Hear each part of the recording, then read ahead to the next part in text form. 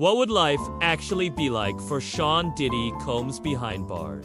We've all seen the headlines, the raids, and the shocking allegations.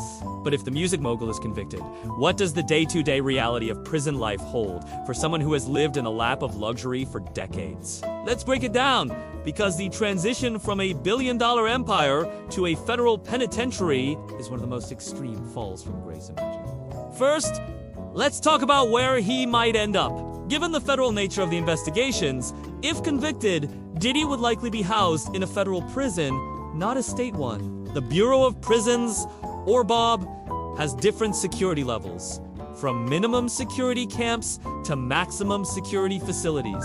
Where he lands depends on several factors. The severity of the crimes he's convicted of, his past criminal history, and an assessment of his risk to other inmates and staff. A high-profile inmate like Diddy presents a unique challenge for the prison system. On one hand, his fame could make him a target. On the other, authorities would be under immense pressure to ensure his safety. It is likely he would start in a medium or even a high-security facility for initial processing and assessment. Imagine going from a sprawling mansion in Beverly Hills to an 8-by-10-foot concrete cell. That's the first shock to the system. The bed is a thin mattress on a metal or concrete slab. The toilet is stainless steel, often with no lid and just a few feet from where you sleep. Privacy. Forget about it. It's a concept that simply ceases to exist. His daily routine would be brutally monotonous, a stark contrast to his jet-setting lifestyle. The day starts early, often before sunrise, with a loud, formal count of all inmates.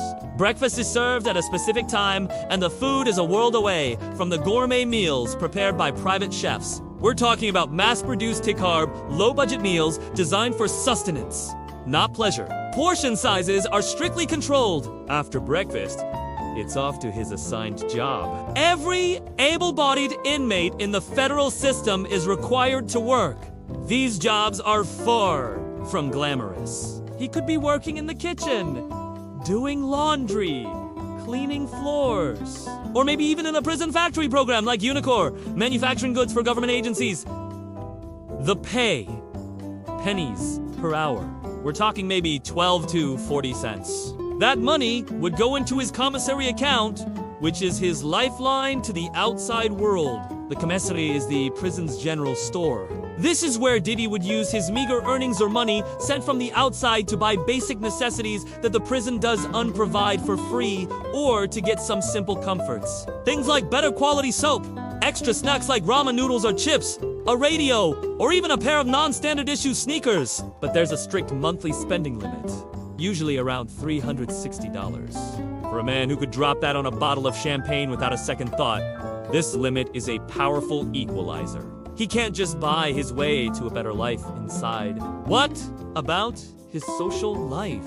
Prison is its own complex society with unwritten rules and a rigid hierarchy. Being famous doesn't automatically grant you respect. In fact, it can make you a target. Inmates might try to extort him, test him, or challenge him to see what he's made of.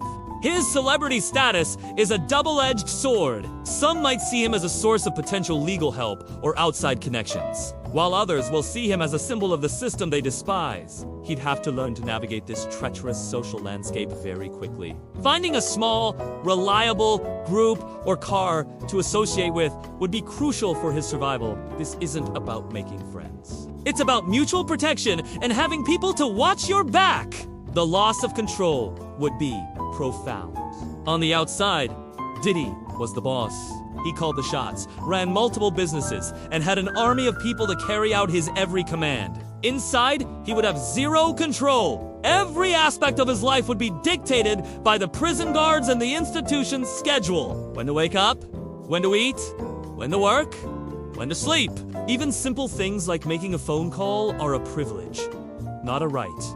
Calls are limited in duration, monitored, recorded, and expensive. Visits with family would be non-contact through a thick pane of glass or in a crowded, noisy room under constant supervision.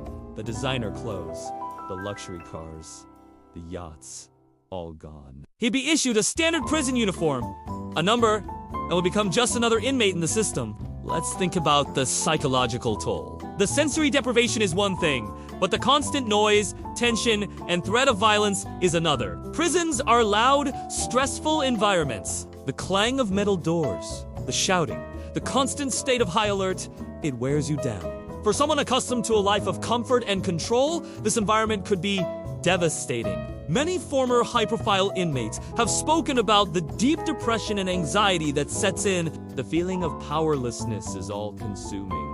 He would have access to a law library to work on his appeals, which would likely consume much of his free time. There are also educational and vocational programs, and sometimes religious services. These activities are not just a way to pass the time, they are vital for maintaining some semblance of purpose and sanity. Some prisons have a yard for recreation, where inmates can exercise, play basketball, or just walk in circles. This rec time is one of the most important parts of the day, a brief escape from the confines of the cell block. But even the yard is a place of tension, where conflicts can easily erupt. The healthcare system in prison is another harsh reality.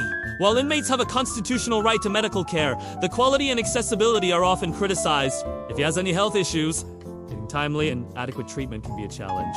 It's a bureaucratic process, a far cry from having a team of private doctors on call. So, when you strip away the money, the fame, and the power, what's left? Sean Combs, the man would be forced to confront himself in a way he likely never has before. He would be just another number in a federal jumpsuit, subject to the same rules, the same food, and the same dangers as everyone else. The world he built, the bad boy empire, would exist only in his memory and on the other side of the prison walls. The fall from the pinnacle of fame and fortune to the concrete floor of a federal prison cell would be a brutal, humbling, and life-altering journey. The daily reality would be a relentless cycle of monotony, loss of freedom, and a constant struggle for basic survival and dignity.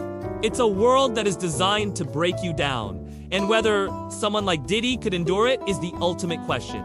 Thank you for watching, and be sure to follow for more deep dives into the stories shaping our world.